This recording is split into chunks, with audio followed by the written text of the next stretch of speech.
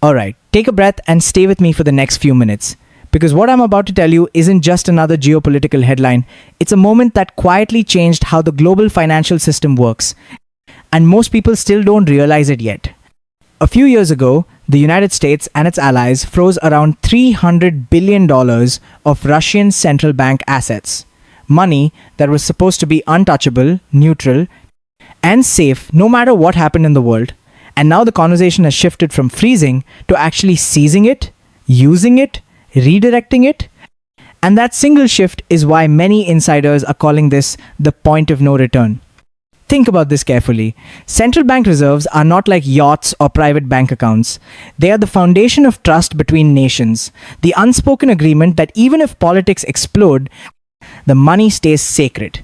That rule held through world wars, cold wars, regime changes, and global crises, until now. When Russia invaded Ukraine, the West didn't just respond with sanctions on companies or individuals, it went straight for the vault. And by doing so, it sent a message not just to Moscow, but to every country watching quietly from the sidelines. The message was simple and terrifying at the same time. If you challenge the system, your reserves are no longer yours. Now pause for a second and ask yourself, if you were running a country that didn't fully align with Washington, how safe would your dollar assets feel today? This is where the story gets deeper. For decades, the US dollar has been the world's reserve currency, not just because of military power or economic size, but because of predictability. You could disagree with the US, even openly oppose it, and still trust that your reserves were safe. That trust is what kept trillions parked in US and European financial systems. The moment that trust cracks, even slightly, the entire structure starts to shift.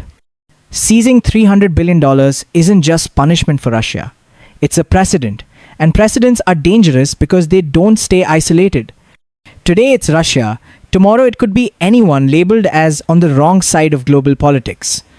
And here's the uncomfortable truth most mainstream coverage avoids. Once you cross this line, there's no clean way back. Even if the intention is moral, legal, or strategic, the signal has already been sent. Countries like China, Saudi Arabia, India, and others are watching this very closely. Not with emotion, but with calculators. They're asking quiet questions like, should we hold fewer dollars? Should we move reserves into gold? Should we build alternative payment systems? Should we trade more outside the Western financial rails? These aren't conspiracy theories. They're already happening, slowly, quietly, behind closed doors. Let me ask you something directly, and be honest with yourself. If the rules of money can change overnight at the highest level, how solid do you think the system really is for ordinary people like us? Because this is where the human side comes in. Big numbers sound abstract, but this decision will ripple down into inflation, currency volatility, trade costs, and financial instability that everyday people feel first, not governments. History shows us something uncomfortable. Financial weapons don't stay controlled forever.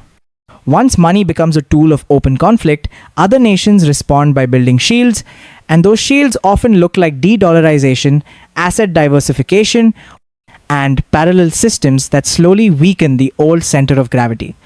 The US didn't lose power overnight by doing this, but it may have accelerated a future where its financial dominance is challenged more aggressively than ever before.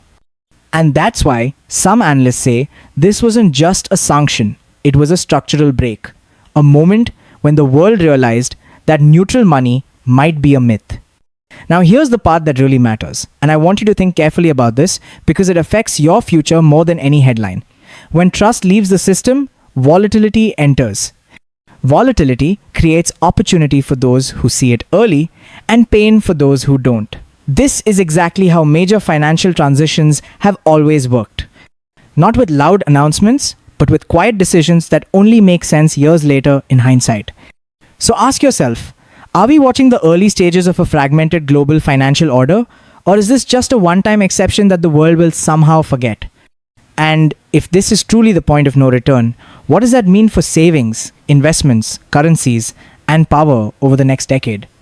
If this video made you stop, think, or question something you assumed was permanent, then you're exactly the kind of person this channel is for. Make sure you subscribe, because we break down the stories most people ignore until it's too late. And if you want to stay ahead instead of being surprised, you already know what to do.